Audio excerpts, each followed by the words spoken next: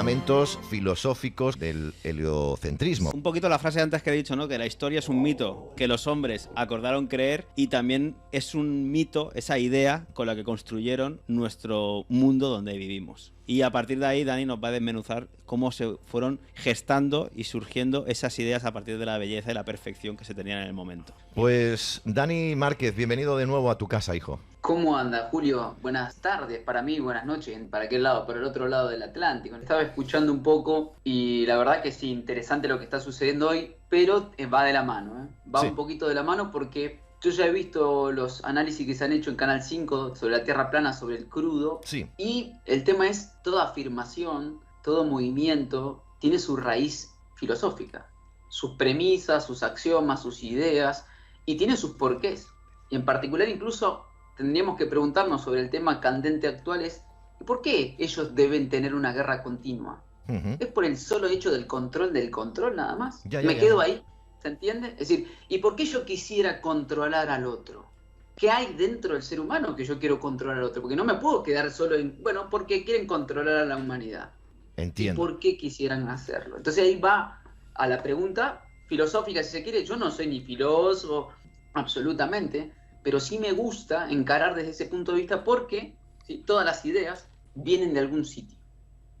¿Sí? Entonces, en particular esto del heliocentrismo, que se entiende el heliocentrismo como el modelo actual cosmogónico y cosmológico, ¿sí? Que se vende todo el tiempo y que se afirma como absoluto, y ahí donde nos vamos a centrar en realidad es en lo siguiente. Vamos a leer a filósofos, historiadores, profesores de física, matemáticos, cómo es que ellos te presentan la historia jamás contada digo porque no nos dicen lo que ellos afirman, para que vos te puedas dar cuenta de la pregunta que se hace todo individuo cuando toca la Tierra plana, cuando el argumento científico se acaba. La pregunta que aparece es, ¿y por qué nos engañarían entonces?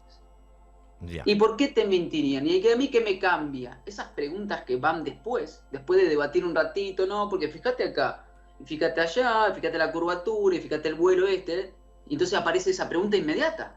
Recuerdo un debate, ¿sí? Para extenderme en esta presentación, que habíamos acordado con los muchachos de la Caldera Regi decir, bueno, esta pregunta, preguntala al último. ¿Qué es lo que sucedió? Fue la primera pregunta que hicieron. ¿Por qué? Porque algo dentro hay del ser humano que pregunta, y bueno, ¿a mí qué me cambia? Claro, hay una cuestión pragmática, parece objetivista, claro, de esta corriente filosófica, de este momento de la sociedad que piensa en la conveniencia. De querer la respuesta ya, vaya inmediatas. Sí, sí. No, es muy profundo todas las palabras que va a hacer Dani Márquez, esas reflexiones que va a ejercer sobre cada uno de nosotros, quien quiera continuar con ese hilo interesante. Vaya rapapolvo nos ha pegado. La filosofía es el conjunto de reflexiones sobre la esencia, las propiedades, las causas y los efectos de las cosas naturales, de la naturaleza, especialmente sobre el hombre y la vida. Eso es la filosofía, reflexionar sobre todo esto. Vamos a filosofar un poquito sobre cómo se ha generado toda esta idea y sobre todo interesante que vengas a aportar los fundamentos más científicos con esos personajes de su propia palabra, cómo han ido construyendo, ¿no? Toda esta locura que es para nosotros. Voy a empezar directamente y fíjense lo que voy a hacer inmediatamente es que nos exigen siempre a nosotros y a todo el mundo esto de la autoridad. Entonces lo primero que voy a hacer es citar a una autoridad sobre todo latina si se quiere, en este caso chileno, quien es Andrés Simón Gomberov, ¿sí? Sí. Que es acá, lo que dice acá, fíjense que es un físico, docente, escritor y divulgador científico, pero no solo un físico común, sino que él tiene un doctorado en física y bueno, en todo el resto, ¿no? Entonces, una vez citado el principio de autoridad, porque siempre se exige, de hecho miraba el chat de hoy y decía, Bill Gates no es ni médico nuestro, y ahí está el punto. No podemos caer nosotros en esa trampa también, porque les voy a citar un ejemplo moderno. Ni el premio Nobel Luc Montagnier alcanza para que la gente quiera escuchar. Porque si el premio Nobel dice lo que no quiero escuchar, no le alcanza ni el premio Nobel.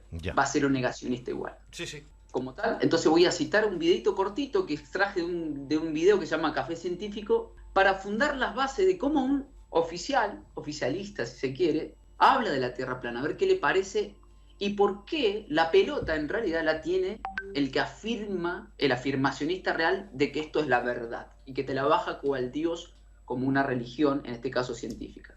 ustedes saben que la Tierra es redonda y probablemente hasta se reirían si yo me pusiera a cuestionarlo. Ahora, existe gente que la cuestiona todavía, hay un sitio web de Flat Earth Society. Yo no sé si es en broma. Yo pongo pausa acá porque sé cómo hace Iru. Nosotros no pertenecemos a esa institución, Flat Earth Society, pero sí cuestionamos. Claro. Él cita a esa sociedad, pero nosotros no somos de esa sociedad, pero sí estamos. Quiere decir que si él la cita, es que el debate nunca se terminó, o nunca cesó, independientemente de si son disidencia o no controlada esa Flat Earth Society, ¿sí? Claro. En serio el sitio, pero seguro que hay más de alguien entre tantos habitantes de este planeta que piensa que todavía la Tierra es redonda. Ahora, la evidencia de que la Tierra es redonda es probablemente tan abismal como la que las vacunas son buenas para la salud de los niños, y sin embargo no siempre la gente sigue la evidencia. Entonces yo quiero hablarles un poquito de la evidencia, porque quizás ustedes no se han preguntado muchas veces por qué la Tierra es redonda. De hecho, si miramos la Tierra, la vamos a ver bastante plana. O sea, de hecho es una total locura pensar que la Tierra es redonda, si ustedes lo piensan. Eso es muy importante. Yo le pongo pausa de nuevo, porque el tipo, científico, repito, doctor en física, etcétera, dice, de hecho es una total locura pensar que la Tierra es redonda. Cuando dice redonda se refiere a esférica.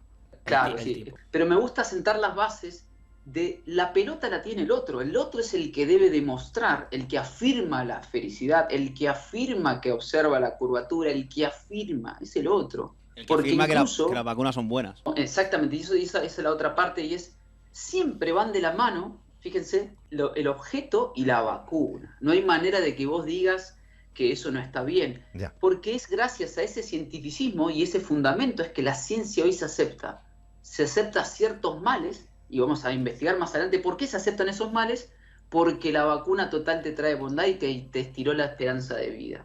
Ustedes ven cualquier extensión de tierra más o menos grande y la ven totalmente plana. Eso es lo que se ve y eso es lo que la gente pensaba, que la Tierra era plana, ¿no es cierto? ¿Cuál es la relación de esto con la relatividad general? Bueno, porque acuérdense que les quiero hablar de curvatura, y para hablarles de curvatura tengo que hablarles de planitud primero, que es la ausencia de curvatura. Entonces, a primera vista la Tierra es plana, y de verdad es una muy buena aproximación, no hay que reírse de eso. Nosotros cuando, qué sé yo, diseñamos una cancha de fútbol, no estamos pensando en la curvatura de la Tierra, o menos aún cuando diseñamos una mesa, o cuando hacemos un mapa de una ciudad. La planitud es útil y es una muy buena aproximación, y es lo que hacemos siempre en ciencia, vamos aproximando. Para darnos cuenta que la Tierra no es plana, tenemos que mirar extensiones muy grandes de la Tierra, del orden del radio de la Tierra. ¿Cierto? Una naranja es redonda, pero si yo saco 1 milímetro cuadrado de la piel de la naranja, no me doy cuenta que hay curvatura ahí. Bueno, listo. Esa es la introducción de un científico, siento las bases de un principio de autoridad, donde el sujeto dice... Es una total locura pensar que es redonda, que está queriendo decir esférica, y que en principio la Tierra es plana. Entonces la pelota es del otro. La pelota pasa a ser del otro, y es interesante que él da una falacia, en realidad, donde dice que para poder ver la curvatura, uno tiene que acercarse incluso o elevarse al radio, o aproximarse al radio de la Tierra para poder percibirla.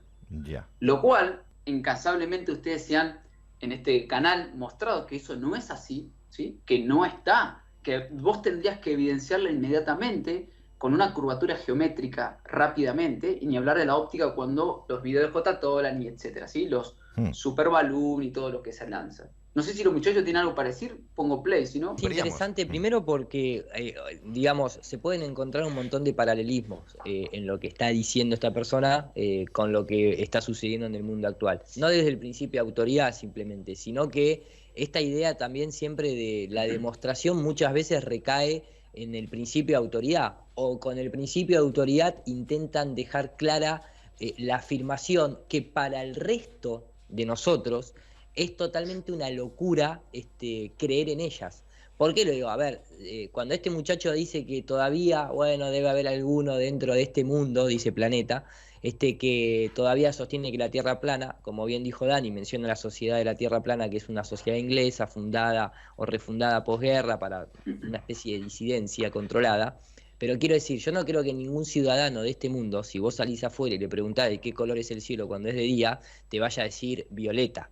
Entonces, cuando una gran cantidad de seres humanos se toman el trabajo de discutir algunas cosas, que estamos hablando de la naturaleza, donde el juez es justamente la propia naturaleza, no es que estamos hablando de filosofía o de si el marxismo es mejor que el comunismo o mejor que el capitalismo, algo tiene que haber. No es que la gente de golpe se volvió loca. La que se volvió loca es la que dice que esto gira y perdí la conexión. La que se volvió loca, siguiendo a Iru, es la que Sí. dice que esto gira, que lo afirma y encima sin ninguna evidencia y que encima está viajando por el espacio a miles de kilómetros por hora, con todas las estrellas de nuestra galaxia que siguen, etcétera, etcétera, ¿no?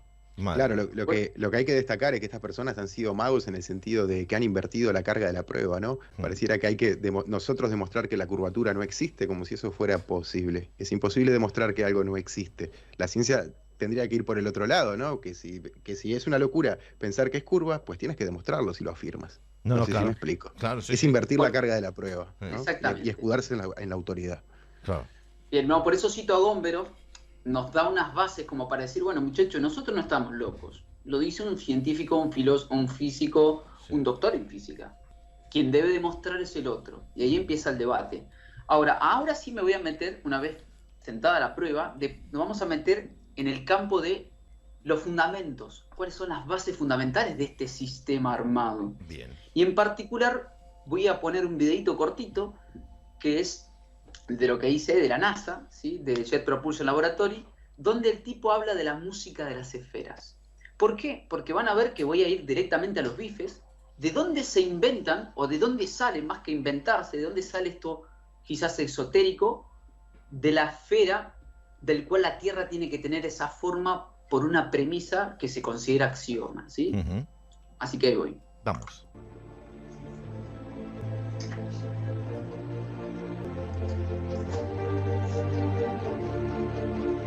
¿Existe música en el universo?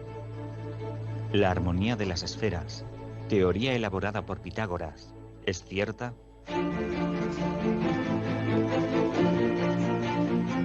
Ya en la prehistoria existió interés por el universo, con representaciones de estrellas y constelaciones, e incluso fases lunares grabadas en numerosas piedras encontradas hoy día.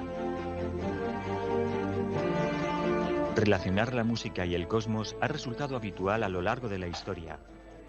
La relación más temprana se cree que data de la cultura del antiguo Egipto, aunque por desgracia no nos han dejado herencia sobre ello. Eso es interesante. Ujú. Me gusta hacer pausa ahí. El tipo dice que se cree tal cosa. O sea, estamos hablando de ciencia, muchachos. ¿Cómo se cree? Pero además dice que por desgracia, y van a ver que se repite ese patrón en todo este power, no hay herencia de eso. Ya. Entonces, ¿cómo podemos afirmar tal cosa si no tenemos el rastro, no tenemos nada que realmente afirme, sino que se cree? De ahí que esto, la ciencia moderna, con todos sus axiomas y paradigmas, ¿sí? Ujú. Es una religión y se comporta como tal. Claro. Hay algo que interesante es por qué cito esto, lo voy a explicar. Porque está diciendo en el video que desde la antigüedad se relacionaba la música y el cosmos. Entonces ya eso da una idea, ¿sí? Una idea a priori, Sí. que va a sugerir que entonces las distancias de los planetas tienen que estar dados por las notas musicales. Eso es un asumir que hay una distancia. Vos no sabés, en realidad, si uno no sale al espacio, si lo que hay en el cielo es un telón, ¿viste? Cuando vos colgás un telón y pones puntitos, uno más grande, otro más chicos, no No podrías sabes. determinar en esa época si hay un telón colgado ahí en el techo, que te pusieron un telón, Claro, ¿sí? claro. Y hay puntos ahí brillantes. No, Ellos asumen esto por esa premisa. Esto ya viene de los pitagóricos, claro, de toda esa época, ¿no? Sigue, Dani, que está interesante.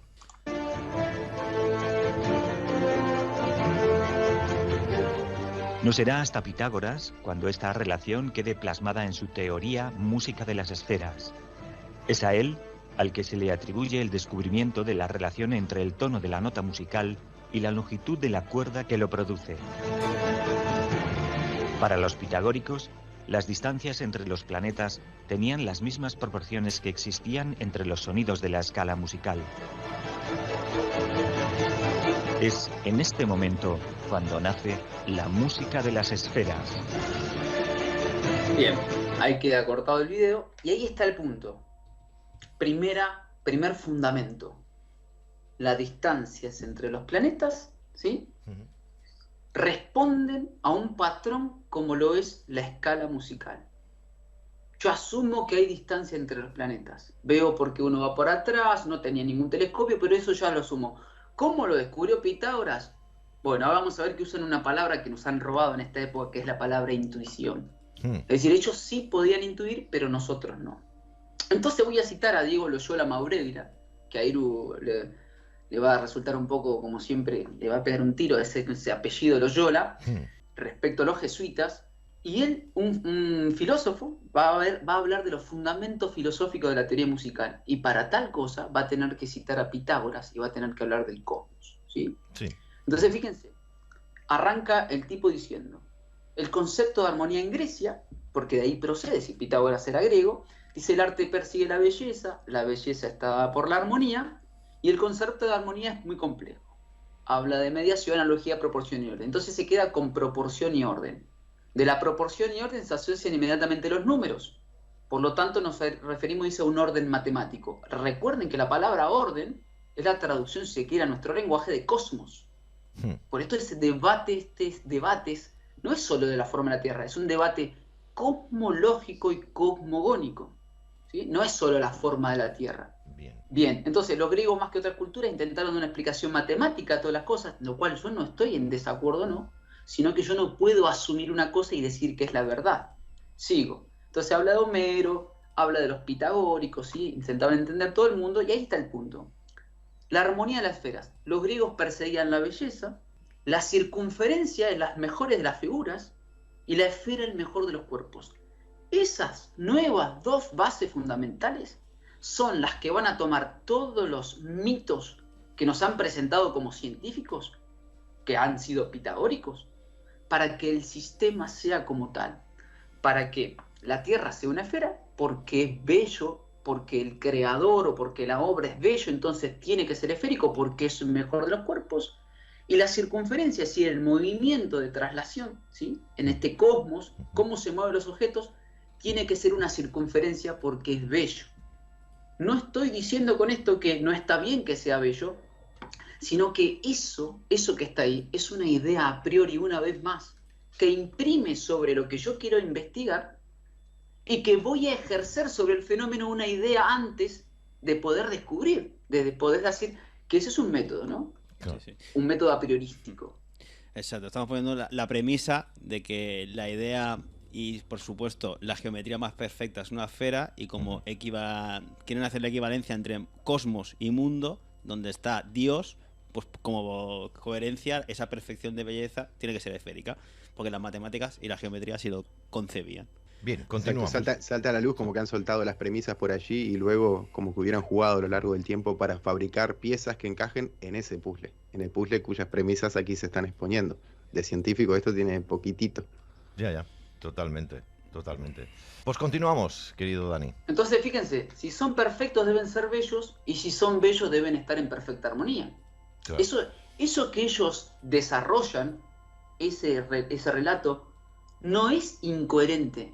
No es incoherente, porque si Dios es perfecto, por supuesto, como la obra no va a ser perfecta. El tema es, yo puedo, para investigar científicamente, cual se exige hoy en el racionalismo materialista de la sociedad moderna, imprimir una idea antes de poder investigar. Lo puedo hacer, pero después no me lo podés vender como la verdad. Yo puedo decir, por ejemplo, no sé, que un cubo para mí es la figura más bella que existe. ¿Puedo asumir eso? Y a partir de ahí decir que la Tierra es un cubo, y entonces yo te empiezo a hacer un cálculo matemático donde te transformo, ¿sí?, una esfera en un cubo, porque se puede hacer eso, con coordenadas polares, etcétera, ¿sí? En fin. Bueno, sigo. Entonces, ahí está el punto. La música que produce nosotros, la más bella, fíjense estos conceptos: bello, belleza, armonía, y el universo es un organismo vivo. Lo interesante de citar esta parte, que es el mismo filósofo que dice: Pitágoras, no hay fuentes completamente confiables acerca de él. Repregunto yo a todo el oyente que está del otro lado: ¿y eso qué tiene de científico? ¿Cómo vamos a hablar de alguien que ni siquiera sabemos si existió? Ya, claro. Y además, lo tomamos como fuente de nuestra investigación y nuestra ciencia. Después dicen que hay quienes señalan que ni existió, otros que pensaban que era un charlatán, otros que era hechicería lo que hacía, ¿sí? Ya. Y después fíjense esto: más importante que el abuelo o mala fe de una persona es su aporte o legado. Claro, ¿por qué el tipo dice esto? Porque ahora, como supongo que lo que dijo es verdad, entonces no importa si era buen o malo tipo, lo que importa es su obra. Pero resulta que no, porque cuando haces una investigación, te das cuenta, ¿sí?, que sí importa quiénes eran. Porque las personas hablan por sus hechos, por sus actos y por su vida. O sea, no es tal cosa como que no importa. Y ahí está el punto, porque el pitagorismo es la primera sociedad secreta. Porque cuando uno habla, repito, con un científico moderno, no tiene ni la menor idea que todas sus ideas preconcebidas parten de una sociedad secreta. Ya. Sociedad secreta que niega, ¿eh? Que niega existir, porque hoy no, eso es un conspiranoico, ¿sí? Y os acordáis todos de sociedad secreta y hacer la analogía con la escuadra y el compás de las sociedades secretas que han urdido todo el entramado político y de guerra durante tantos siglos. Buen detalle. Sí.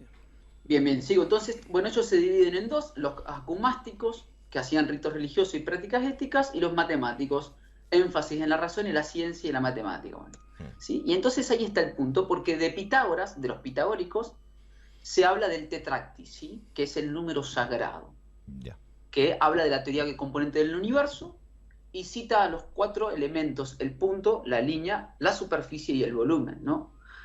Lo interesante es, para cualquiera que haya estudiado matemáticas sabe que el punto es una definición conceptual, porque no existe como tal, físicamente hablando, ¿no? En este mundo en que si no me lo puedes mostrar físicamente no es real, en este mundo, no estoy diciendo que eso no esté bien, que no exista, sino que en el mundo en el que nos encontramos, si no lo puedes mostrar físicamente no es real. Entonces un punto se define como todo aquello que no puede ser, que no tiene dimensión, que no tiene longitud, que no tiene volumen. O sea, fíjate, se define a través de la negación de algo. Es casi como querer demostrar la curvatura, querer demostrar la curvatura de algo que primero tenés que demostrar vos, en realidad, no nosotros, que no existe tal curvatura. Claro, bueno, es como el ateo. No por decir que no existe Dios, estás afirmando que existe algo. Por ejemplo, bien. Y ni hablar que la línea, o sea, la línea sea recta o no, se define como una sucesión infinita de puntos. Por lo tanto, se define a través del punto que es negado y además tiene una dimensión. El punto es adimensional. Y así podemos seguir en el plano y todo eso que cualquiera que ha estudiado geometría debería recordar.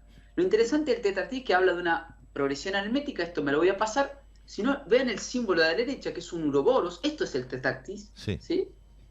¿Vieron lo que dice ahí? The Black Mantis Project. ¿Sí? Ahí no sé si Iro está acá, pero bueno, lo voy a dejar ahí. Esto es el uroboro. Y lo importante acá es que cuando uno rastrea esto, este video me la voy a saltar, habla del continuo. Cuando uno busca el tetractis, que acá está la imagen de Pitágoras, aparece algo interesante acá. Y aparece una palabra, pocas veces escuchada, pero a veces vista, y hablan del uno. ¿Sí? Cuando uno busca el tetractis, aparece el uno. ¿Quién es el uno? Es el Dios. Es ese Dios. Fíjense lo que dice arriba. Todo proviene del uno y vuelve al uno por el uno y para el uno. Sí, señor. De este modo todas las cosas han nacido, esta cosa sola por adaptación. Ahora, la pregunta es, ¿quién es ese uno? ¿Y por qué estos sujetos están hablando de un Dios? Cuando hoy, repito, existe lo que dijo Jordi recién, un ateo, y es el que defiende este sistema, del cual presenta una premisa y que hoy lo consume absolutamente sin dudar cuáles son las bases fundamentales, es decir, los fundamentos filosóficos. Y acá voy a citar a no me acuerdo el nombre, alguien me hará acordar, los muchachos me harán acordar, porque este tipo, que voy a decir, ¿qué hace un tipo así vestido que tiene que ver con la ciencia? Va a hablar del uno, tal como Pitágoras hablaba, al cual los científicos nunca lo relacionan con la religión.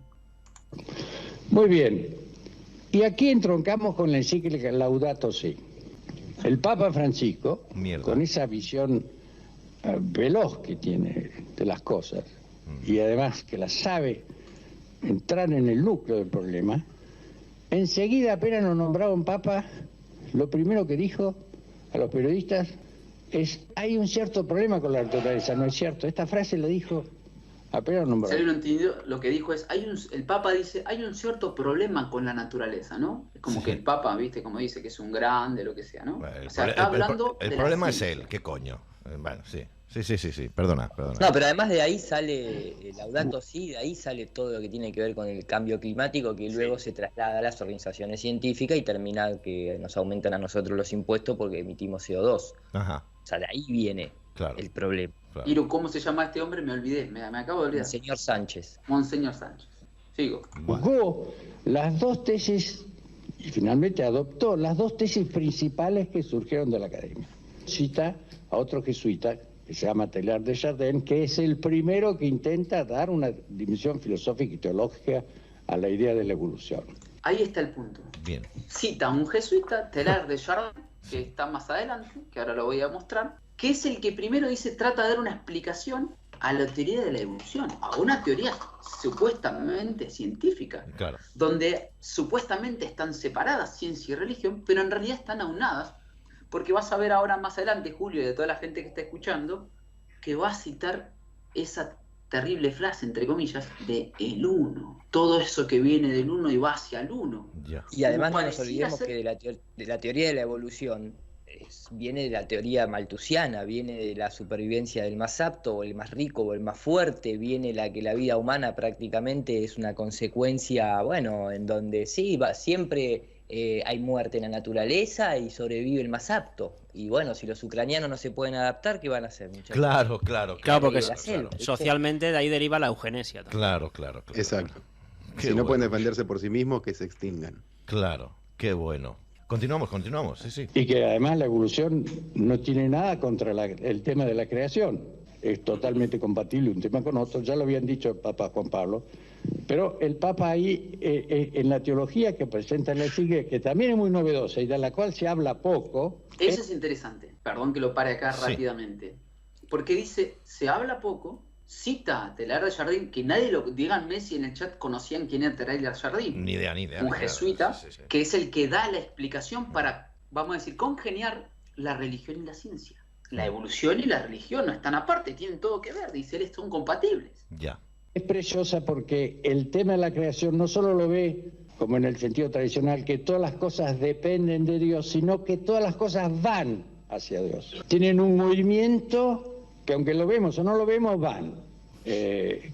Me gusta, aunque lo vemos, aunque no lo enseguida- vemos. O sea, mira, sí, Porque lo bueno, digo si yo. no te podés dar cuenta, yo te lo explico, quédate tranquilo. Pero todo va y viene y a donde nosotros queremos. Más o Porque menos. yo lo digo.com. Probablemente tiene un momento fundamental en la encarnación de Cristo y de ahí todo está movido hacia esa finalidad de la gloria de Dios y, en definitiva, de la vida eterna de los cielos.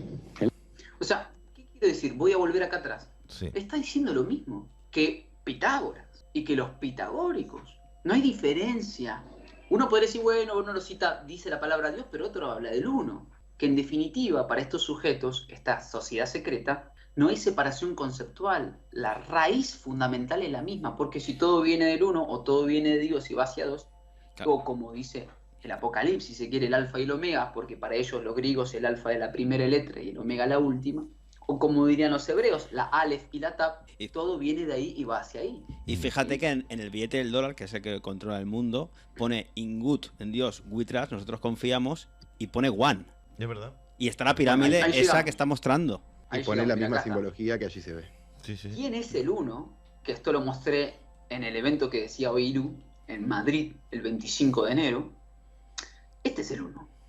Independientemente de que esta es si se quiere, una representación de él, no es solo él, porque es mucho más que él. Pero aquí está, en ese Dios, ese uno en gigante, detrás del billete más conocido y más visto y más simbolizado y más simbólico que existe en la faz de la Tierra por lo que hasta ahora conozco. El arquetipo.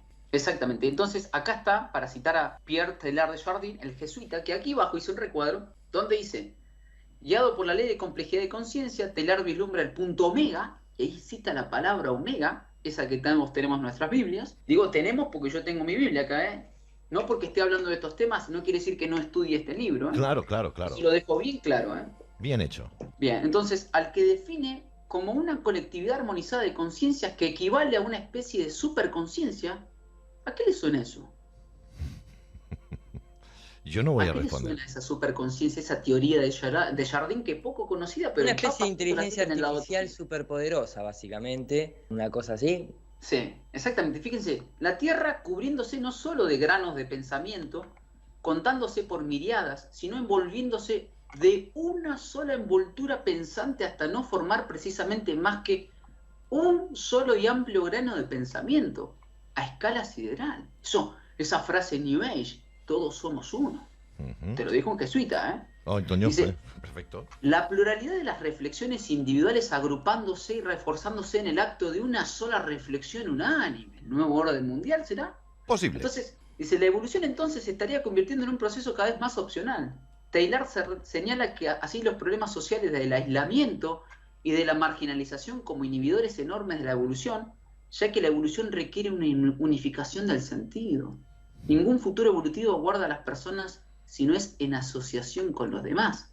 Entonces, hay un pequeño detalle ahí entre lo uno, es decir, un grupo de lo uno que son una masa toda junta, lo uno, ¿sí? Una moneda, una religión, un pensamiento, un gobierno, lo uno, y individuos que pertenecen al movimiento que dan fortaleza en sí mismos. Esa es una opinión propia, por supuesto. Bien. Entonces, citamos al uno, y ahí está el punto. Fíjense que cuando yo me voy al árbol de la vida, ¿sí? A los Sefirot, ¿dónde se encuentra la belleza y la armonía? ¿Dónde se encuentra esto que los griegos hablaban, los pitagóricos, y este y el otro, y este lo cita, y bueno, cita uno y cita el otro?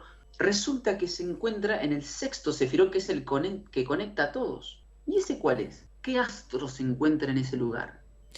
El sol de Tiferet, que es la belleza. Y recordad a todo el mundo que esto que está explicando Dani, jesuitas, ahora con el árbol de la vida, de la cábala judía, está impregnada en toda nuestra sociedad. Así que te guste o no, esto lo puedes ver y palpar en todos los ámbitos.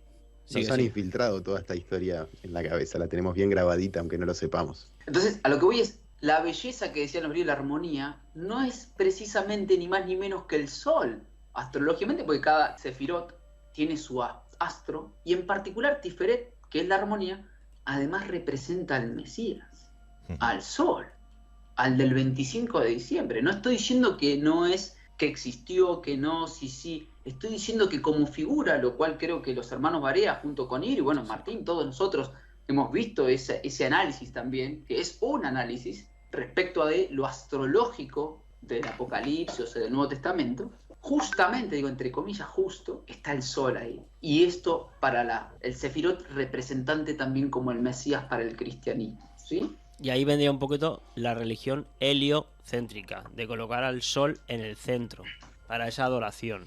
Y la belleza, sobre todo, que es como que generan la forma más perfecta geométrica y por lo tanto, si es la más perfecta geométricamente, Dios no puede ser de otra manera y por lo tanto el cosmos y el mundo en el cual vivimos. Sigue, Dani.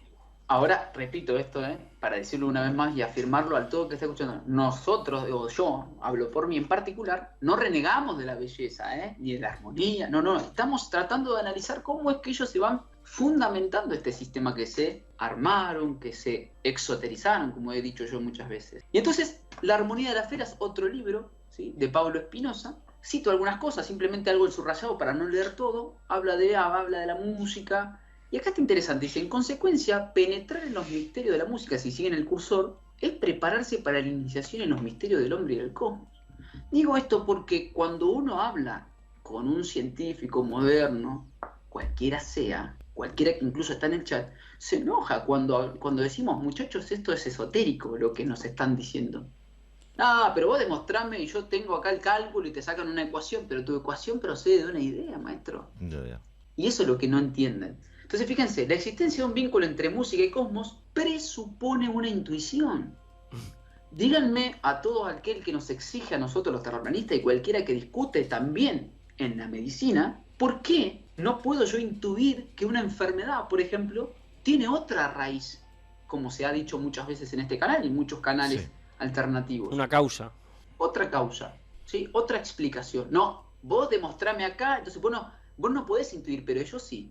Vos no podés intuir, vos no podés tener ese conocimiento profundo que representaba la intuición, que es lo que nos han robado. Podríamos decir que ellos tienen el monopolio de la intuición. Exactamente. El monopolio de la intuición. Y del dinero. De los pocos monopolios que le faltaban dominar, ¿eh? Exacto. De las armas. Nos la anulan, nuestra intuición nos la anulan. Igual que nuestro sentido, que dicen que nos engañan y que no nos fiemos de ellos. Pero de nuestro sentido. De ellos sí, de ellos créetelo todo. Sí. Ellos sí pueden intuir, Galileo, que lo vas a ver más adelante, Einstein, ¿no? Todo eso sí, ellos sí. Los científicos de ellos pueden intuir todo. Vos no podés intuir nada. No, claro. Te lo han no solo robado. eso, Dani. Dani, permitime agregar, no solo pueden intuir, sino que se jactan de ello, lo presentan como enormes sabios que gracias a su intuición han logrado cambiar los paradigmas del mundo. Claro, cuando uno debate o se topa con alguien que le quiere presentar esto, te dicen, pero esas son giladas. Y resulta que los muchachos, sus propios compañeros, los presentan con estas palabras. Entonces acá a la derecha el recuadro habla de Pitágoras, que fue el primero que redujo todos los números. Entonces fíjense que combina dos criterios. Dice, combinar los dos criterios era la conclusión más natural. Yo subrayo eso porque ¿de dónde se sacan que era natural decir, esto es todo números? Uno miraba así un árbol y decía, esto está hecho de una ecuación matemática. Eso es lo que yo voy. No es que no está, no es que no es correcto, no es que podía estar mal, sino que eso se lo presenta hoy como si fuera natural, cuando no lo es. No es natural que uno esté, si no va a una escuela y es escolarizado, que uno reduzca al mundo, a la naturaleza en sí, a números. Entonces fíjense, habla de trataron especialmente los pitagóricos de expresar la disposición, distancias, órbitas y periodos de los 7 planetas caldeos o visibles por analogía con las escalas musicales. Esa es la piedra fundamental del sistema de distancias que luego todo sujeto que viene más adelante va a partir de esa idea y ahí va a empezar a calcular distancia. Cuando está asumiendo que la hay. La asume porque hace analogía con las escalas musicales.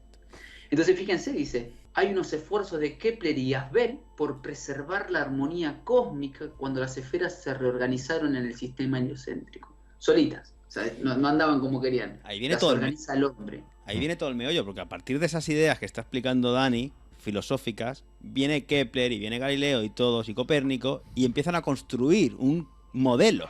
Sigue. Fíjense, fíjense, dice, para Newton y Albert von Timus, por otra parte, la doctrina pitagórica, digo, uso la palabra doctrina acá, un científico, un filósofo. Cuando vos le hablas a cualquiera del otro lado y te dicen, pero vos sos un religioso. La doctrina pitagórica encubría el hecho de que el heliocentrismo se había conocido siempre, de manera que la teoría de la armonía cósmica, lejos de ser un mito pintoresco, era realmente la clave de una cosmología científicamente más precisa. ¿Sí? Entonces, ¿por qué digo esto? Y ahí voy a pasar estas palabras. Revista de la Universidad de México, lo que está acá abajo. En Armonía de Esferas, los autores comparten la intuición fundamental que Platón heredó de la escuela pitagórica. Nuevamente, esto que tiene que ver con la ciencia en la cual hoy nos exigen. Ir Landucci no puede intuir. Vos, Julio, ¿cómo vas a intuir? No, estás equivocado. Vos intuís que acá hay... No, sos un conspiranoico. Claro. Pero eso sí, todos ellos, Platón, todos esos intuían perfectamente y no había ningún problema. ¿Y por qué ellos tenían licencia para intuir y yo no? Porque son ellos. El uno. Me lo voy a pasar de largo, porque habla, cualquiera después que me pierda, habla del demiurgo creador del alma del mundo, al dividir la sustancia primordial en intervalos armónicos, explica básicamente un desarrollo de lo pitagórico que era Platón, y este es el licenciado y doctor en física. A ver, a mí me gusta citar porque estos libros... ¿Y dónde te sacaste estos libros, Dani Márquez? Bueno, estos libros están oficiales. Yo hice algunas capturas, son algunos artículos, por ejemplo Mus y Matemáticas, donde el epílogo de que es un español, un licenciado en matemáticas y doctor en física teórica por la Universidad de Valencia, inició su labor. Bueno, este tipo escribe esto. Y acá dice, como bien dice Godwin, todos los autores que han estudiado la música de las esferas comparten la idea pitagórica de que hay algo musical en el cosmos y algo cósmico en la música. O sea, vamos viendo que todos comparten la idea, pero es una idea. ¿Eso es la verdad que busca todo individuo? Claro. Voy a pasar de largo. Otro libro, Juan Francisco Ruiz y Antonio Quesada, de la Alcalá Real Jaén, España, dice ahí, fíjense, La Tierra, Eratóstenes. Esto es interesante, miren esto, evolución histórica de ciertas medidas astronómicas. A pesar de que la esfericidad de la Tierra ya había sido propuesta por Aristóteles, al observar las sombras proyectadas en los eclipses, una idea también, lo cierto es que el mundo fue plano hasta que las ideas de Copérnico fueron asumidas. ¿Y por qué cito esto? Porque cada vez que hablas con alguien que está del otro lado, te dice que ya sabían los antiguos que la Tierra era esférica. Ya sabían.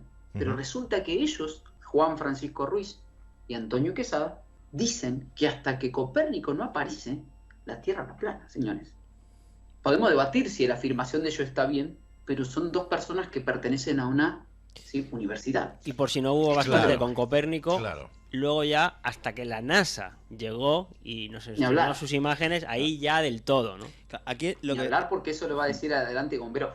Claro, en la antigüedad te recordad a Anaximandro o a Tales de Mileto, que la tenían clarísima con la planitud del reino que vivimos. Pero más allá de eso, fijaros cómo hay unas ideas que se potencian porque interesan, luego se financian, y ahí tienes todo el mundo jesuita, que ahora lo iremos viendo, que no solo lo financia, sino que dice, toma, este telescopio para que mires, y obviamente tienes que decir lo que yo quiero que digas, y luego lo institucionalizan, para que todo el mundo repita esas ideas previas que en consecuencia querían imponer.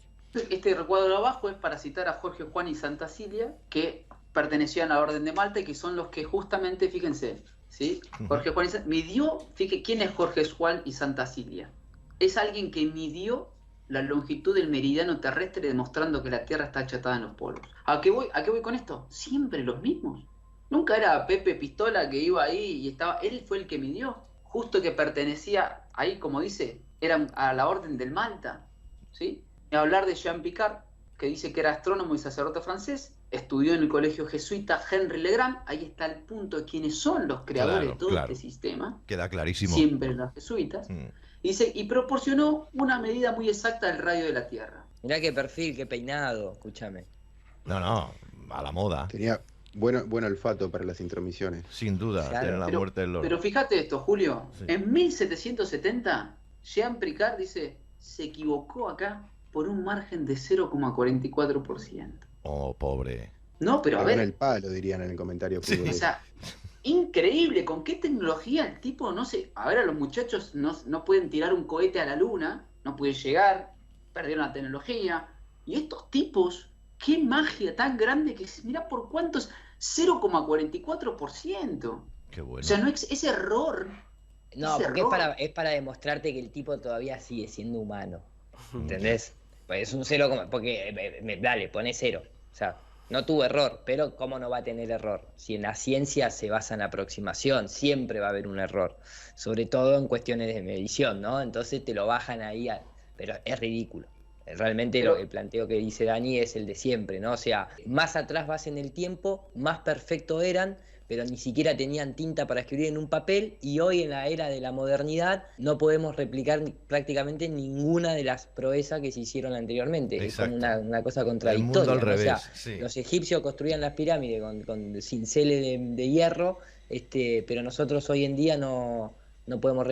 es como... No sé, a mí... Curioso. Sí, sabe raro, sí. Me parece que el error es un poquito más grande. Sí. Recuerden que hace un ratito Dani mencionaba ese argumento que dicen, pero si hace 2000 y pico de años que se sabe que es una esfera. Eso está bastante asociado también al tema de Eratóstenes, ¿no? Que también allí vemos que hace 2500 años una persona midiendo unas pequeñas sombras sacó un cálculo del diámetro de la Tierra que hasta el día de hoy tiene un margen de error muy pequeña según las cosas. Entonces... También coincido, parece que en la antigüedad o miles de años atrás eran mucho más avanzados que nosotros. Seguro el wifi ya trabajaba más rápido y todo. Pero ahora imagínense que hubo una universidad que calculó la cantidad de muertes que iban a morir por este pseudo bicho. Ya. Y le erró ¿Pero por cuánto le erró? Porque dijeron que iban a morir 50 millones. Resulta que al primer año murieron 4 o 5 millones. Y este tipo que se propuso hacer algo más difícil supuestamente, solo 0,44. Acá yo quería citar lo último de esto, que es que él proporciona una confirmación de la teoría de la gravitación universal de Newton. Pero ¿cómo? ¿Confirma? ¿Funciona? ¿Cuál es la que funciona? ¿La de Einstein? ¿La de Newton? ¿Cuál de las dos es? ¿Sí? Es que acaban confundiendo también, más que ilustrando o enseñando. Es que yo creo que ellos han ido, con el paso del tiempo, han ido aprendiendo a mejorar las piezas, ¿no? Ellos han estado intentando armar piezas que les encaje a la fuerza en este rompecabezas. Por eso han tenido que ir corrigiendo. Para no hacerlo más largo, derivamos a todo el mundo al directo que hicimos con Paco Vinagre, entre el vacío y la nada, más allá de poner encima de la mesa el éter, para diferenciar entre la mecánica newtoniana y la locura de Einstein de doblar el tiempo y el espacio. Así que... Total. Continúa, por favor, Dani. Bien, y acá cito otro compatriota de ustedes, Juan Meléndez Sánchez, curso de Humanidades, la Día de la Ciencia, Universidad Carlos III de Madrid. ¿Cómo midió Aristarco la luna y el sol? Ya nos metemos ya en los propiamente dichos mitos, ¿sí? Aristarco es este que está acá a la izquierda. Bien, ¿sí? Muy bonito él, entonces, muy bonito. Fíjense lo que hace este muchacho, Juan Meléndez Sánchez. Dice, Eratóstenes y Posidonio usaron la trigonometría para medir el tamaño de la Tierra. Una empresa mucho más audaz que la de Tales. Pero hubo un hombre más audaz aún. Fíjense las palabras que tienen que usar para poder decir que estos tipos realmente la pegaron. básicamente, con ese lenguaje. Sí. Dice, Aristarco de Samos, que se propuso medir el tamaño del Sol y de la Luna, y que asombrosamente lo consiguió. Vaya. Esas son las palabras. Esto es ciencia, ¿eh? Joder. Fíjense, hay que recalcar que medir el tamaño de estos astros. Estamos hablando de Aristarco de Samos, ¿eh? Tiene un interés doble. Si conocemos su tamaño, podemos saber a qué distancia se encuentran. Eso que está diciendo es bajo la idea, ¿sí?, de un método. Si yo conozco el tamaño, puedo saber a qué distancia se encuentra. ¿Por qué? Porque soy pitagórico y asumo que la estrella, y por mediante el método del paralaje, está muy lejos. Repito, ¿y si todo eso que está en el cielo es una cortina? Por eso cuando tiro un globo desaparecen las luces y no se ven. Claro. Entonces fíjense, la idea de que un objeto de un tamaño determinado se ve más o menos grande, el tamaño aparente nos da una idea de la distancia. Entonces ahí está el punto, son todas asunciones. Sigo con el muchacho. Esto es interesante, porque dice, resulta que el ángulo que sostiene al Sol, esto que está acá, ¿sí?, alfa S, es prácticamente igual que el que sostiene a la Luna, según el método, ¿eh? Ya. Podemos saberlo si medimos y analizamos los eclipses del Sol. Y acá obviamente, naturalmente, por eso yo subrayo lo que voy a leer, no hay ninguna razón para que el Sol y la Luna tengan el mismo tamaño aparente. Es solo un extraordinario golpe de suerte para los astrónomos. Siempre es la suerte. Esto es la resolución angular, que tú al final un objeto, por resolución y el ángulo que está diciendo Dani, tú puedes hacer encajar por distancia y tamaño dos cuerpos. O sea, tú puedes jugar con las matemáticas como quieras. ¿A vos te parece, Julio, que dime. ciencia es la palabra suerte? Que justo, qué suerte que el ángulo da igual, pero naturalmente no hay ninguna razón para que el Sol y la Luna tengan el mismo tamaño, ¿eh? Porque aparentemente tienen el mismo, pero no, esto es suerte nada más. Claro. Y gracias a esa suerte nosotros hacemos estos 18.000 cálculos. Estos son los científicos de la universidad. Claro, pero también estoy viendo, Dani, que cuando interesa es aproximado y cuando interesa es acertado, es al final nos llevan por donde quieren y hacen lo que quieren. Y la intuición, evidentemente, claro. No, sí me ha quedado mucho más claro. Fíjense esto, ¿no? Lo que es suponer en ciencia. Si suponemos que el Sol está muy lejos, sus rayos llegan paralelos. Dice, ahora, esta suposición es muy sencilla, pero no es muy coherente. O sea, fíjense cómo, repito, y esto es lo que a mí me gusta resaltar, cómo debe presentarte a alguien de la universidad todo esto. Está bien.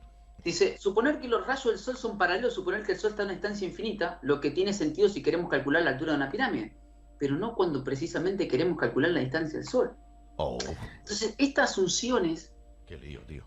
Dice, sencilla pero no es coherente. Yeah. Entonces, ¿por qué lo haces? ¿Qué importa acá? Que el cálculo sea re verdadero. Entonces, este es Juan Menéndez Sánchez, yo le tapé la foto porque es del departamento de física, licenciado en física, o sea, no es cualquiera el que escribió este libro. Sí. Habla lo siguiente, dice, los resultados numéricos de Aristarco tienen errores muy grandes, pero el problema no está en el método, que es perfectamente correcto, sino en que los resultados son muy sensibles a pequeños errores. O sea, ¿cómo voy a citar a Aristarco que tiene errores muy grandes? Y lo voy a tomar como alguien que sí lo calculó, porque en la filmina anterior, dice que asombrosamente lo consiguió. Aquí la idea es que la intuición es correcta, está bien tenerla, pero luego tienes que contrastarlo con la naturaleza. Y la naturaleza no te muestra que eso no es tal y como te lo quisieron vender, porque simplemente quisieron salvar un modelo y todo a partir de ahí lo vas a intentar encajar. Y lo podemos ver hoy, en la medicina es un caso clarísimo. Tal cual. Continuamos. Gomberov, de vuelta, el principio de autoridad y la evidencia más contundente de la Tierra esférica. Entonces vamos teniendo evidencia, pero la mayoría de la gente todavía no estaba convencida, ¿no es cierto? Y no tendría por qué. Las ideas tienen que estar apoyadas por evidencias contundentes, muy contundentes. Y la más contundente es esta. Eratóstenes de Alejandría, en el tercer siglo a.C., hizo un experimento que es muy famoso, pero que yo en realidad, en lugar de explicárselos ahí con todos esos ángulos, se los voy a explicar aquí. Bueno, este fue exactamente el experimento que hizo Eratóstenes. Él estaba a unos 800 kilómetros entre Siena y Alejandría y se puso de acuerdo con un amigo y pusieron un palito y midieron la sombra. Exactamente. No, pero pará. Ahí ya es un boludeo, ¿me entendés? Porque vos no podés decir, estoy de acuerdo con un amigo y pusieron dos palitos. No, ¿por qué? Claro, porque el problema es que Eratóstenes no tenía medios. Ni para contar los kilómetros, porque no existían los kilómetros, no tenía medios, porque no es que no tenía amigos, sino que la historia oficial, ellos te dicen, nosotros no sabemos cómo Eratóstenes obtuvo el ángulo de 7,2 grados necesario para finalizar el cálculo, ni tampoco sabemos cómo Eratóstenes calculó la distancia. Y estos tipos te la resuelven, ¿no? Como haciéndose el canchero. Lo interesante acá es que para él la evidencia más contundente, siendo un gran físico, ¿sí? Siendo un gran físico, es Eratóstenes. ¿Sí? Imagínate. Entonces vamos a ir a Eratóstenes. Vale. Nuevamente, compatriota de ustedes, investigación del Consejo Superior de Científicas, dice ahí, ¿sí? Fundación BBVA, área científica, el CSIC, y dice lo siguiente, el libro, o el archivo, dice: la aventura que vamos a relatar es una de las más apasionantes realizaciones del género humano. ¿Sí? Esto parece una historia, más que ciencia. Dice, su objetivo inicial fue la determinación del tamaño del planeta en el que vivimos. Para llevarla a cabo, solo fueron necesarios conocimiento, observación e imaginación. Toma. Estos son los... A ver, vuelvo acá. ¿Esto qué es? Todo esto lo cito, Julio, verás, con mucho énfasis desde mi punto de vista, porque a nosotros se nos exige un rigor del lenguaje, sí que es verdad, de la ciencia, del comportamiento, de la vestimenta. Y estos tipos van y dicen que un tipo imaginó y ya estaba. Es como decir vosotros, ellos dicen cualquier boludez y adelante. Son la autoridad, Claro, es eso, sí, correcto, lo hemos entendido perfectamente. Y tienes toda la razón, Dani y compañía. Si es que estamos hasta los huevos. Si es que no hay más. Bueno, acá habla de experimento más bello de la historia de la humanidad, ¿sí? La importancia de las matemáticas para comprender el mundo. Dice, gracias a las matemáticas podemos saber lo que hay más allá de nuestra atmósfera. Desconoceríamos el tamaño de la Tierra y creíamos que la Luna se encuentra a unos pocos kilómetros. Fíjense esto, ¿no? Nada, la vuelta a la esquina. Sin ellas, sin las matemáticas, serías terraplanista. Sí. Te está diciendo. Bien. Claro, dirías que la Luna está en cuántos parques de kilómetros, que el Sol es del tamaño de una provincia, dirían ahí entre comillas. Bueno. Aunque vos asumís, porque primero tendrías que saber cómo es que vos medís el tamaño de tu provincia. Dice que las estrellas se encuentran fijas sobre una esfera transparente que gira una vez al día en torno a la Tierra. Dice, gracias a la matemática es que vos no sos terraplanista. Ya. Cuando en realidad gracias a la matemática demostrás que no hay curvatura geométrica. Incluso. Podríamos decir que sin el desarrollo de las matemáticas no sabríamos nada del espacio y del tiempo en el que transcurren nuestras vidas. A ese nivel es que se pondera esto. Y acá voy a citar el experimento de la evidencia más contundente para Gombrov. Dice, Eratóstenes creyó, claro, porque era una religión, que ambas ciudades se encontraban en el mismo meridiano. ¿Qué es lo que dice Iru recién? Este tipo habla de dos palitos, porque lo tienen que presentar así. No les queda otra. Y puede ser que todavía en el siglo XXI me citen a Eratóstenes los científicos modernos. ¿No tienen otro experimento mejor? De un tipo que dice, bueno, esto es así, dos palitos, un tipo que creyó que eran iguales, que cita dos hipótesis, la Tierra es perfectamente esférica, indemostrable. ¿Cómo voy a asumir que la Tierra es esférica si yo quiero demostrar cuánto mide todavía? Y todavía ni siquiera sé, porque estoy en Eratóstenes, no sale el espacio, no sé el tamaño, no sé la distancia, no sé nada. Ahí Dani entronca con la idea de belleza y perfección de Dios y por lo tanto de felicidad. Entonces cogió Eratóstenes y dijo, pues esto es lo mismo. Bajo la falacia de petición de principio, que ahí partía de esas dos falacias de que es esférica y que los rayos llegaban paralelos. Ahora, obsérvese cómo se mira desde este siglo hacia atrás, es como que uno se para y mira hacia atrás en el tiempo, y cómo se afirma, porque supuestamente está comprobado, lo que se ha dicho. Y es esto. Dice, el proceso por el que se crean modelos es fundamental en ciencia. Abstraer en la realidad lo que es relevante para el fenómeno que queremos estudiar. Pero cuando vos querés saber los principios de la naturaleza, hay ciertas veces que vos podés abstraer de la realidad, siempre y cuando vos podás controlar las variables. Pero cuando hablamos del cosmos, señores, vos no podés sacar ningún factor, porque no sabés controlarlo, porque vos no creaste ese objeto.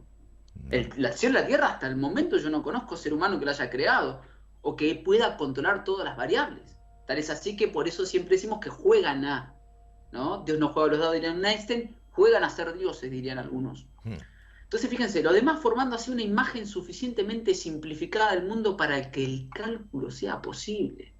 Pero el cálculo es posible cuando yo asumo cosas, cuando en realidad yo lo que quiero demostrar es cómo funcionan las cosas.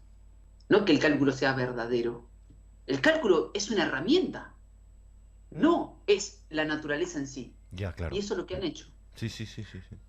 Entonces fíjense, supone que eso se encuentra en distancia infinita, y ahí está el punto. Y acá esto es lo último que dice él. La simplificación de la lejanía del Sol está justificada por Eratóstenes, ya que se encuentra en una distancia del orden de los 150 millones de kilómetros. Claro, eso es mirando desde hoy, asumiendo que él lo descubrió y lo afirmó.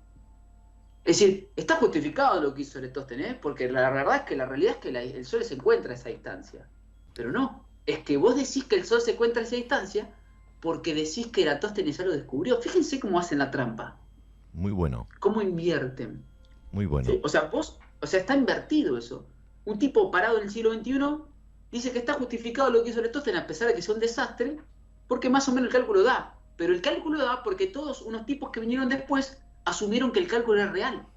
Dice, bueno, el importante proceso de abstracción, dice, la representación humana de la realidad es patente tanto en ciencia como en arte. No estoy diciendo que no está bien abstraer, pero estamos hablando de ciencia. Entonces, fíjense la palabra que tiene que usar esta institución científica, Vaya. Universidad. Vaya por Dios. Usa la palabra milagrosa. Anda. Milagrosa. Sí, sí. Porque no les queda otra. No les queda otra que presentar esto como si fuera un milagro de Dios. Ya. Los científicos, ¿eh? La científica de geografía. Los ateos materialistas. Sí, exactamente. Pontificia Universidad Católica de Chile, siempre me gusta poner la portada para que vea de dónde sale todo esto, Revista de Norte, Salinas Augusto. A mi juicio se ha exagerado al elevar sin restricciones lo que se estima de la precisión del resultado de Eratóstenes. O sea, el tipo arranca bien. Me parece que demasiados alardes le hicieron a Eratóstenes, dicen. Lo que es increíblemente cercano al resultado actual, dice, porque él calculó 39.690, ¿sí? Sí. Dice que es increíblemente cercano al resultado actual. Claro, ¿por qué es increíble para un tipo que es más o menos sensato? Porque tenía elementos rudimentarios para calcularlo, con los que supuestamente tenemos hoy. Y acá esto es lo interesante. El de Eratóstenes es un resultado sorprendentemente correcto. Y la palabra subrayada acá es esta que está en el medio. Insisto, fíjense cómo los filósofos, los historiadores, los físicos van presentando todo esto. Milagrosamente, sorprendentemente. Técnicas primitivas tenía Eratóstenes de observación y medición de la época. Entonces, fíjense lo interesante. Esto es muy interesante para lo que el relato dice. No, pero ya sabían los griegos que la Tierra era esférica o plana. Pero el tamaño de nuestro planeta, dice, era una preocupación teórica. Una preocupación hasta 1485. Teórica. Ajá. Sí, sí. Pero para ellos era muy importante, lo más importante que existió. Entonces dice, poco o nada puede hacer una buena teoría sin el aporte de una teología adecuada, y la sociedad notenca de Dione dice, el experimento de Eratóstenes, como el intento del almirante, es decir, hay una ausencia de una técnica idónea. ¿Por qué subrayo esto? Porque vuelvo un cachito, no lo voy a mostrar, esta es la evidencia más contundente para un físico de la actualidad, ¿eh? Y como me lo vienen presentando estos libros, los muchachos de Madrid, el muchacho de Chile, me está diciendo que es una cosa rudimentaria, técnicas primitivas, hay mucha suerte. Fíjense esto, Eratóstenes había escrito un tratado sobre la medida de la Tierra, pero su texto está perdido. Ese es Eratóstenes, el que inmediatamente cita a cualquiera que nos refuta a nosotros. ¿Por qué podemos discutir la ciencia oficial? Dice, quien sacó mayor provecho de su obra fue Estrabón. Dice, pero esta obra fue uno de sus mayores críticos. E incluso Estrabón negó la veracidad de las hipótesis y resultados de Eratóstenes. Era de los nuestros. Es decir, claro, pero fíjense que es el que más saca provecho. El que más saca provecho es el que lo cuestiona. Dice, lo que es indudable es que Eratóstenes midió el tamaño de la Tierra y que sus cálculos parecen increíblemente exactos y similares. Nuevamente una palabra en una revista científica llamada increíble o mencionada como increíble. No es creíble. Milagroso, increíble. Ya. Vamos arriba. No es creíble todo esto, muchachos. No es creíble. Los mismos científicos lo dicen. Bueno, habla de otro comentario de la medición de la Tierra de Eratóstenes, una metodología en sí, datos utilizados, cometió numerosos errores. Fíjense esto, ¿eh? La metodología en sí y los datos utilizados hacen pensar que su autor, Eratóstenes, cometió numerosos errores, los que probablemente se fueron eliminando unos a otros. ¿A ustedes les parece eso científico? Que un tipo que idea un método después da justo porque los datos se eliminan entre ellos así, no sé a qué juegan los datos, que se eliminan entre ellos y por eso da una medición.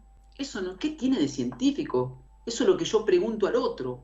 Por eso me pongo serio, a veces gracioso, porque a veces da gracia cómo lo presentan. Pero fíjense, el resultado final fue adoptado por razones no observacionales ni derivadas de sus antecedentes. Y también habría que agregar ¿qué dice ahí, Julio? Buena cuota de suerte.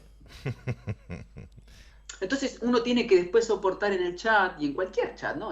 Cualquiera, de gente que insulta intelectualmente a los terraplanistas o a los que discuten el debate cosmológico, pero no se la agarran con estos. ¿No van y discuten a esos sujetos? Claro. No, porque que hablan de la palabra los suerte. Conocen. No, Es que ni siquiera los conocen, y es más, si uno se pone un poco en los zapatos de esa gente, a nosotros nos pasó eso. Si nosotros no hubiésemos comprendido la importancia que tiene el análisis cosmológico, hubiéramos sido de esos, porque esto está reservado para un público muy, no selecto, pero muy escueto, porque te tiene que interesar la historia, te tiene que interesar la filosofía, la cosmología, y de alguna manera te tiene que llegar este tipo de documentación. Si no, incluso desde los ingenieros que van a las universidades hoy en día, hasta los arquitectos, pasando por hasta el ingeniero nuclear, a esto no llega, en absoluto. No. Pero fíjense lo que dice acá. El experimento de Eratóstenes adolece de errores importantes. Cualquiera de ellos puede comprometer seriamente el resultado. No obstante, la suma de ellos demuestra que se van eliminando mutuamente. Ya. Sí. Gracias a la suerte y a la benevolencia de los historiadores. Y en forma increíble y sorprendente a los resultados logrados más modernos y métodos técnicos de medición. Esto es ciencia. Un tipo que tuvo suerte, que los errores se eliminan entre sí, como que, viste, o sea, tirás 2 huevos y se hace, no sé, ¿viste? Un omelette. Tiraste 2 huevos así al azar y se es como una especie de, Dani, una especie de insulto a la inteligencia. Paella, ¿no? Que esto en realidad tiraron 2 huevos y salió una paella o un pollo al espiedo. Es una locura lo que han armado. Voy a repetir la frase de Napoleón. La historia es un mito que los hombres acordaron creer. Pues ya está. Bien y aquí me gusta citar al escritor de este archivo, Un licenciado en historia, magíster en historia, PhD en historia, ¿entendés? Doctor en historia, no es cualquiera, No es que yo me inventé y me encontré un archivo por ahí de un foro de internet, no. Bien traído. Y aquí entramos a la parte de Copérnico. Yo no sé cómo vamos con el tiempo, muchachos, Pues, pero entramos a la parte de Copérnico y la fe pitagórica, lo que veníamos poniendo como fundamento. Te iba a decir, Dani, que mira, nos quedan unos 5 o 10 minutitos, así que bien. Montate. Yo creo que acá hay que cortarla entonces. Lo podemos hacer porque... está bien, pues lo hacemos en 2 partes, está bueno. Ningún problema. Sí, yo creo que acá, porque si ustedes ven, lo voy a mostrar nada más, acá arranca Copérnico y su fe pitagórica, ¿sí? Cita varias cosas. Qué feo era. Después aparece Copérnico y Carlos Blanco. Pero fíjate qué importante lo que está diciendo, por dejarlo abierto para la siguiente semana. Empieza Copérnico, que es en lo que se basa ya realmente toda la ciencia actual, y Copérnico cita su fe pitagórica. ¿De qué estamos hablando? De querer volver a meter todos los datos en un modelo preconcebido. Y de pitagóricos, y de sociedades secretas, y de la armonía de las esferas, y la música, un ideal, un uno. Y por supuesto seguir empujando y presionando las piezas para lograr que encajen. Lejos están de buscar si es verdad o no. Tienen que encajar en el modelo preconcebido. Ya. Entonces, obviamente, es evidente que estamos lejos de la verdad. Si les hacemos caso a ellos, estamos lejos de la verdad. Y cada vez más. Sí, claro. Por supuesto que comprendo que esto es un poco arduo, tedioso, pero es necesario para el análisis porque es la base fundamental de tus ideas. ¿De dónde proceden tus ideas? ¿Te investigaste de dónde vienen tu forma de hacer? ¿Sí? Tu forma de vestirte, tu forma de pensar, tu forma de interactuar con el otro. ¿De dónde procede tu idea del cosmos? Porque todavía no llegamos a la parte en que... ¿Y por qué nos mentirían entonces? Porque se ve que no tiene sentido. Claro. ¿Se entiende? Entonces... En esto de Copérnico y la nueva fe pitagórica, que va más adelante, voy a citar, voy a adelantarme así, pero después lo vamos a ver en otra parte, sigue Copérnico, vamos a llegar después al ser heliocéntrico, que creo que Iru ya lo ha mostrado, el prólogo de Osiander, el ser heliocéntrico nuevamente, ¿sí? Vamos a ver a alguien que es un filósofo como un filósofo argentino, donde va a hablar de la verdad empírica, si hago una especie de introducción. Fíjense, hay un tal Einstein que habla de que su laboratorio era una hoja, un papel y un bolígrafo. Yeah. Ese era el laboratorio de Einstein. ¿Sí? Lo voy a dejar ahí. Habla después cito a Galileo, porque ya empezamos a meternos más cerca, ¿sí? Galileo, la intuición, los conceptos a priori, ¿sí? Ni hablar de estas cosas que se ocultan, Julio, fíjate, sí. Galileo, y mirá, te lo voy a leer así un cachito que dice, esta es una obra poco conocida de Galileo Galilei. ¿Por qué pasa esto? ¿Por qué no lo conoce nadie este tratado de Galileo? ¿Será que hay cosas que ocultan? Eso es una conspiración. No interesa. Entonces, lo voy a mostrar así al pasar porque después aparece el gran Kepler. Fíjense, vamos, Copérnico, Galileo, Kepler, ¿sí? La evidencia más famosa de Gombrov. Termino con un video que ahí termina, fíjense, que es este moderno sistema que es el funcionalismo. Ni más ni menos. Las cosas deben funcionar porque sí. Pero hay un rastro histórico, por supuesto que acá en esta imagen faltan muchos, falta Newton, falta etcétera, pero nos quedamos acá, en Copérnico, después sigue Kepler y Galileo, o Galileo y Kepler, que tiene que ver con este análisis de los fundamentos, cuáles son las bases fundamentales de todo este sistema que viene. Oye, pues muchísimas gracias, Dani. Quedas picando, botando el esférico, como dicen, para la siguiente jornada de jueves de Canal 5. Yo te agradezco que hayas traído toda esta exposición, porque como tú bien dices, de quién son las ideas que tenemos. Siempre lo decimos y obviamente no podemos dejar de cuestionarnos, sobre todo en algo tan importante y que nos va a derivar a preguntarnos qué venimos a hacer aquí, quiénes somos y intentar conectar realmente con la espiritualidad, si es que nos tiene que llevar hacia el camino interno. Yo quiero valorar también, aparte de todo esto, que se puede creer o no se puede creer. Lo que sí que hay que tener es un respeto por el trabajo que hay detrás de todo esto, de estas presentaciones. Me consta que no se hacen en 2 minutos, me consta que no se hacen en media hora, me consta que no se hacen en 1 hora, me consta que tienen un trabajo detrás. Yo, de verdad, querido Dani Márquez, gracias por habernos traído lo que nos has traído, lejos de que pueda haber convencido o no, que tampoco es la idea de convencer a nadie, que cada uno saque sus propias conclusiones y también investigue y siga, que le crezca ese interés de seguir tirando del hilo, que te felicito, gracias de corazón, antes de que te marches, claro. No, por favor, yo siempre digo, uno puede creer en lo que quiera. Sí. Pero uno debe hacerse cargo de lo que está creyendo. Bueno, eso ya... ¿Se entiende? Y eso es el punto donde uno exige al otro como individuo, porque hasta aún como rival, si se quiere, ponerle que fuera un rival de argumentos, acá no se discuten personas, porque la gente insulta al individuo cuando en realidad lo que se debaten son los argumentos, que los argumentos se liquiden a sí mismos. Sí, señor. Las personas están abajo. ¿Sí? Entonces, en función de eso digo, ahí está el punto. No es que nadie puede o no creer en todas estas teorías, cada uno puede creerlas. Es más, yo creo en las mías, ponele, porque lo he dicho acá o lo he dicho en otro directo. Yo no puedo demostrar hoy qué profundidad tiene la Tierra. Entonces, asumo tal cosa, pienso tal otra, lo que sí me hago cargo de cuáles son las que asumo y cuáles no. Claro. ¿Sí? Así que gracias, Julio, y a los muchachos por la invitación. Nada. Así que ha sido un placer. Por supuesto que sabía que es un poco denso, sí, porque es la parte filosófica, que no tiene tantas imágenes que hay que leer, pero cómo presentan todo esto y que es un poco largo porque faltan más sujetos y sobre todo ciertas conclusiones de en qué me cambia a mí todo esto, ¿no? Bien. No, la verdad que sobre todo resaltar que si bien aquí hemos hablado muchas veces más de pruebas empíricas, de observaciones y tal, de mediciones, más matemáticas, geométricas, pero también desde este punto histórico y filosófico, ¿no? De saber de dónde nace esa idea, ese origen de luego el modelo que nos han implantado.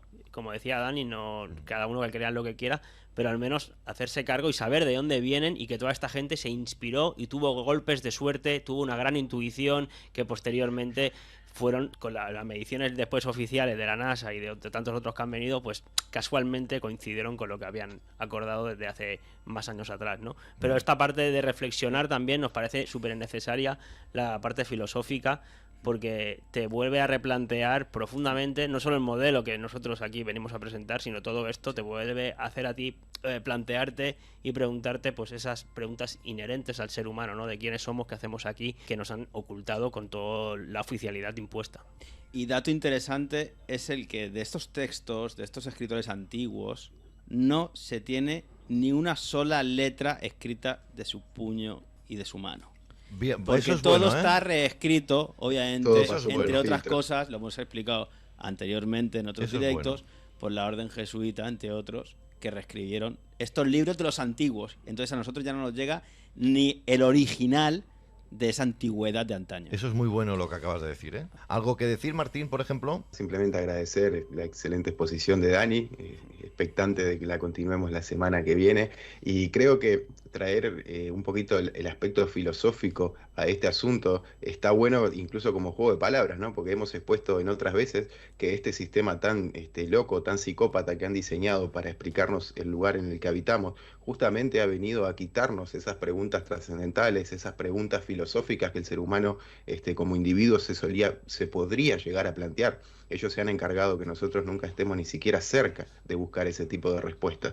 Así que me parece fantástico el Fuego con Fuego y a darle este aspecto filosófico y más pausado que sirve muchísimo para entender y para terminar de sacar las caretas de que esto de científico tiene muy poco, si no nada. Con agradecerle acá al compañero Daniel Márquez, un trabajo muy arduo realmente, porque Daniel lo que hizo fue de alguna manera también tomar inicialmente información que iba surgiendo de leer noticias, de querer de alguna manera uno mismo tener sus propias explicaciones, formular nuestras propias ideas, nuestra propia intuición, podría decirse, de años del inicio del cuestionamiento cosmológico, y luego lo complementó y lo mejoró ampliamente en ese documento, en ese PowerPoint, que por eso también es extenso, porque en realidad se podría decir que ahí está resumido desde el año 2016 más o menos hasta 2020 y pico, 2021 casi,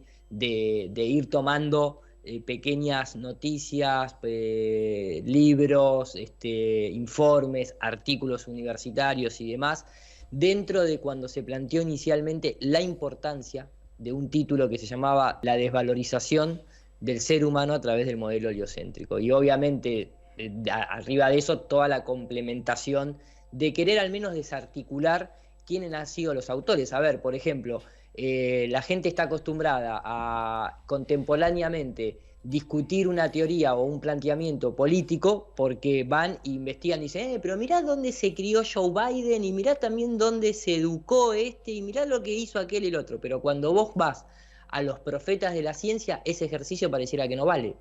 O, por lo contrario también, ese ejercicio es mucho más complicado de hacerlo, porque no estás lidiando con alguien presente, actual y contemporáneo. Claro. Tenés que irte incluso a personajes que tienen toda la tendencia de ser inventados, inclusive, de ser articulados de puño y letra en la historia, como el caso de Eratóstenes. Porque entonces, agradecerle el tiempo, cierro con esto, agradecerle el tiempo y obviamente creo que cada uno de esos personajes es prácticamente una presentación en sí. Así que esperemos que más adelante se pueda retomar porque viene la parte más importante, aquella que hasta denunció el propio Goethe, la doctrina copernicana de donde surge toda la desvalorización de nosotros como seres de una gran importancia casi divina divina tal vez, en este plano de existencia, ¿no? Recomendar, si alguien quiere también, para ir cumplimentando estos dos directos sobre todo, el libro que hizo espectacularmente Sebastián Luege, que también hizo una gran recopilación de datos históricos, La invención de la esfera. Aquí os lo dejo dicho, se puede descargar por PDF, nos lo hizo gratuitamente para todos. Un gran libro donde hay un montón de datos. Una gran recopilación.